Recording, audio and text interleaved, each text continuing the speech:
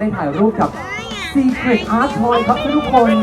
นี่คือแม่ชมบอกแล้วนะว่าแบบเฮ้ยอยากจะเก็บโมเมนต์นี้ไว้เก็บแบบ proportion นี้ไว้อะนะฮะแต่ proportion นี้ออกมาเป็น4 เมตรเท่านั้นเองครับนี่คือ Art Toy ที่ใหญ่มากนะครับทุกคนเป็น Secret Art Toy ที่เป็นความภาคภูมิใจของแม่ชมมากๆเลยจริงๆแล้วก็ถือกล่องของขวัญด้วยนะเสร็จเหมือนน้องเกลมอบของขวัญให้กับทุกคนเยี่ยมมากเลย